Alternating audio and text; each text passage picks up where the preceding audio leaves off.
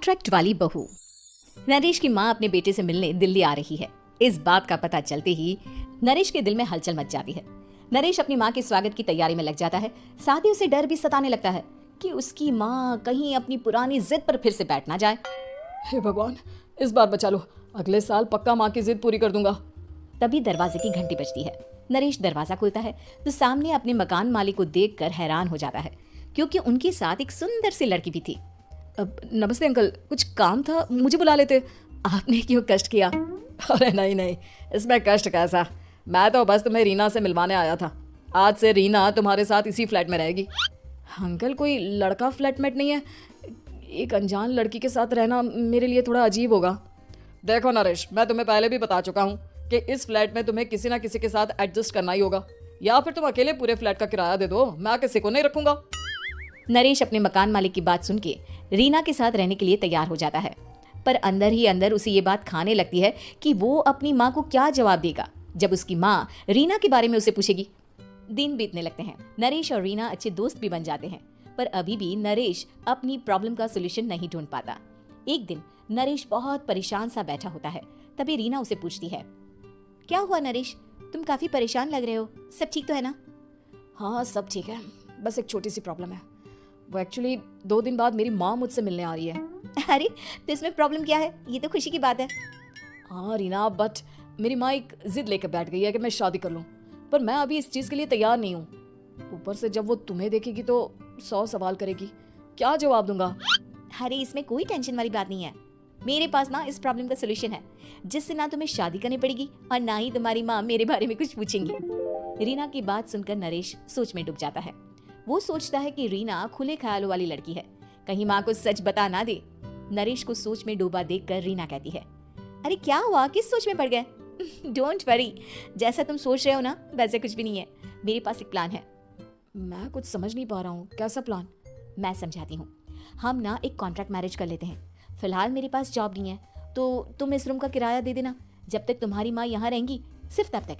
और तुम अपनी माँ से कह देना कि मैं तुम्हारी पत्नी हूँ, इससे वो मेरे यहाँ रहने पर कोई सवाल भी नहीं करेंगी। अरे बात तुम्हारी ठीक है, पर माँ से झूठ बोलना, ना ना बाबा, मैं ये रिस्क नहीं ले सकता। कोई और आइडिया दो ना तुम। देखो, मंजूर हो तो बोलो, वरना सच बता दो, मुझे कोई प्रॉब्लम नहीं है। रीना की बात सुनकर नरेश सोच में डूब जाता है। बहुत सोचने के बाद जब उसे कोई रास्ता नहीं मिलता तो वो रीना के बताए हुए रास्ते पर चलने के लिए तैयार हो जाता है।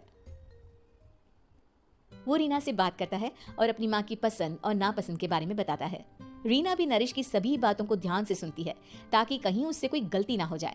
आखिर वो दिन भी आ जाता है जब नरेश की माँ उससे मिलने दिल्ली आ जाती है। नरेश अपनी माँ को फ्लैट पर लेकर जाता है।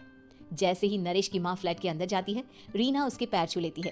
ये देखकर नरेश की माँ थोड़ी घबरा जाती है और नरेश से पूछती है, अरे बेटा नरेश, ये कौन है? माँ, ये आपकी बहू रीना है। माफ़ी चाहता हूँ, सब कुछ इतनी जल्दी में हुआ कि आपको बता ही नहीं पाया, इसलिए सोचा कि क्यों ना आपको सरप्राइज दिया जाए। अरे बेटा, मैं तो बस तेरा घर बसा हुआ देखना चाहती थी। हाँ, बहुत अरमान थे अपनी इकलौती बेटी की शादी को लेकर, लेकिन कोई बात नहीं, शायद किस्मत को यही मंजूर होगा। ये कहते ही नरेश की माँ रीना को गले लगा लेती है। रीना बेटिया, मेरा बेटा ना थोड़ा नादान है, पर तुम काफी समझदार लगती हो, और मैं जानती हूँ कि तुम इसका बहुत अच्छे से ध्यान रखोगी। माँ, आप चिंता मत कीजिए, मैं सब संभालूंगी। नरेश की माँ अपने बहू और बेटे के साथ खुशी खुशी रहने लगती है। दिन बीतने लगते हैं। नरेश की माँ और रीना का रिश्ता बहुत मजबूत होता चला जाता है। वो दोनों सारा दिन एक साथ रहती और खूब बातें करती। इधर साथ रहते रहते नरेश और रीना भी एक दूसरे से प्यार करने लगते हैं। दोनों को इस बात का एहसास हो जाता है, फिर भी वो इस बात को छुपा कर ही रखते हैं। एक दिन नरेश की माँ और रीना शादी के बारे में बात करने लगते हैं। रीना बिटिया, ये तो नरेश ने मुझे बिना बताए शादी कर ली, वरना मैं तो अपनी इकलौती बेटी की शादी इतनी धूमधाम से करती कि सारी दुनिया देखती रह जाती। अच्छा माँ, आप ऐसा भी क्या करती नरेश और मेरी शादी में जो दुनिया देखती रह जाती? अरे बिटिया, एक माँ के अरमान तुम अभी नहीं समझोगी।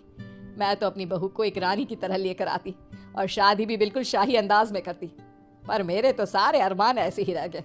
खैर, मुझे तो अपने बेटे और बहू की खुशी चाहिए बस। ये कहते हुए नरेश की माँ की आंखों में आंसू आ जाते हैं। रीना भी ये सुनकर ख्यालों में खो जाती है, क्योंकि वो भी मन ही मन खुद को नरेश की पत्नी और उसकी माँ की बहू मानने लगी थी। शाम को जब नरेश ऑफिस से घर आता है तो रीना खुद को रोक नहीं पाती और नरेश के सामने उसकी माँ को अपने और नरेश के रिश्ते का सारा सच बता देती है। रीना की बात सुनकर नरेश की माँ दोनों से बहुत नाराज हो जाती है और घर वापस जाने की बात करने लगती है। तुम दोनों ने मुझसे सच छुपाकर बहुत ठेस पहुंचाई है मुझे। अब तुम लोगों के साथ नहीं रहना चाहती मैं, कल ही वापस चली जाऊंगी अपने घर। माँ मुझे माफ कर दो, ये सब मैंने रीना के कहने पर ही किया है, वरना मैं भी आपको कभी ठेस पहुंचाने के बारे में सोच भी नहीं सकता। हाँ माँ, हमने ये सिर्फ आपका दिल रखने के लिए किया, प्लीज हम दोनों को माफ कर दीजिए। तुम दोनों ने मेरे अरमानों के साथ खिलवाड़ किया है, और वैसे भी मुझे अपने बेटे के लिए एक अच्छी लड़की ढूंढनी है, इसलिए मेरा यहाँ से जाना ही बेहतर होगा। माँ की ये बात सुनकर रीना खुद को रोक नहीं पाती। माँ, क्या मैं आपके घर की बहू बनने लायक नहीं हूँ? रीना की बात सुनकर नरेश हैरान रह जाता है। नरेश की माँ भी कुछ समझ नहीं पाती। मैं कुछ समझी नहीं, आखिर तुम कहना क्या चाहती हो? माँ, मैं वो नरेश से बहुत प्यार करती हूँ और साथ ही साथ मैं आपको भी अपनी माँ मान बैठी हूँ। आज जब आपकी बातें सुनी तो खुद को रोक नहीं पाई, इसलिए सारा सच आपको बता दिया। रीना की बात सुनकर नरेश की माँ की आंखों में आंसू आ जाते हैं और वो अपने बेटे नरेश और रीना को गले लगा लेती है। मेरे घर की बहू तो सिर्फ रीना बिटिया ही बनेगी। मैं आज ही तुम दोनों की शादी की तारीख निकलवा दूंगी, बस एक बार तुम्हारे घर वाले मान जाए। उसी दिन रीना के माता पिता भी उनके फ्लैट पर आ जाते हैं। दोनों परिवार आपस में बैठकर बातें करते हैं और शादी के लिए राजी हो जाते हैं। रीना भी कॉन्ट्रैक्ट फाड़ देती है और कहती है, सही मायने में मैं अब बहू बनूंगी।